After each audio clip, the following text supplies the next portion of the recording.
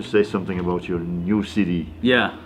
What I wrote about it, what I read about it was that it's about the philosopher Descartes. It's called ergo sum. Ergo sum, yes. Which is not really a Latin thing because it was made by a philosopher from France.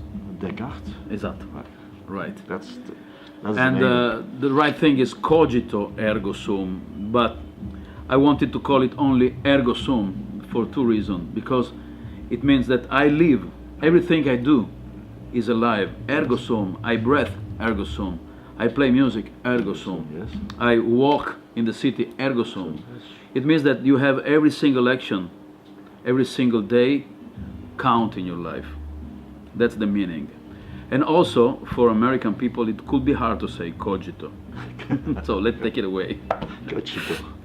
You've been working about 2 years to prepare?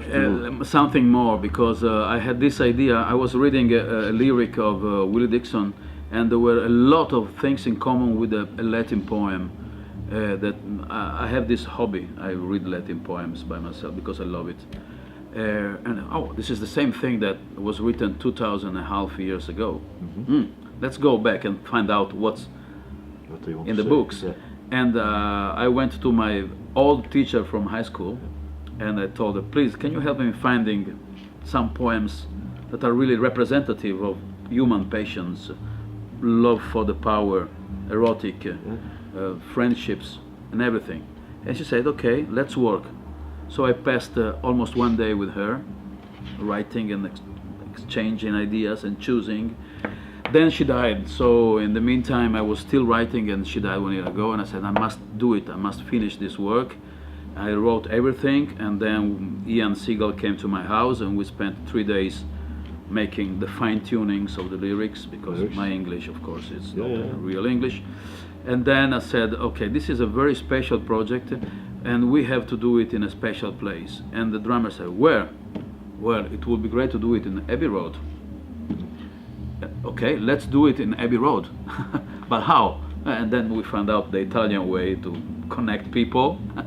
And then I had a call with this producer, Rob Cass, from Abbey Road, which was just finishing the production of the latest, the last actually, album of Jack Bruce. And he told me, I'm very interested in this.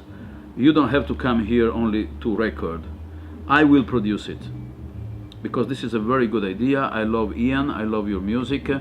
Come to Abbey Road for 1 week in October, and I will produce everything. So we went there, and we used the Studio 3, where the Pink Floyd recorded The Dark Side of the Moon. Some parts were done in the Studio 2, which is the Beatles studio. And then in the middle of December, he sent me back everything.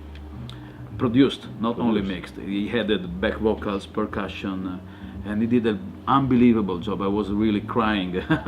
This is my music. Yeah, that was my music. And it will be out at the end of February. Ian Siegel is playing on the... Ian Siegel is singing. Singing? Singing, because we wanted to have a record that was really international. No? Okay. So Ian was very happy. The idea was very exciting for him. I said, okay. And there's also Dana Gillespie singing one song. I sent to Dana a poem that was just 2 verses. 2 verses. 2 lines. In 30 minutes, she sent me back a lyric. Yes, 5 long verses. She was just so inspired, but 12 words. They were enough to... Oh, the et amo, quarit faccias fortasse di quis. No, 7 words. 7 words. And she wrote a complete song out of that 7 words. Great. No, the eternal fight between love and hate. It's very great. So we had the trumpet player from Tom Jones' band. We had the piano player who played on the new album of Bernie Marsden of Whitesnake, and this band, of course, the quartet. The release will be in February. February, yeah. Okay. Thank you for the information. I can send you in advance the digital thing. That's if you want. perfect.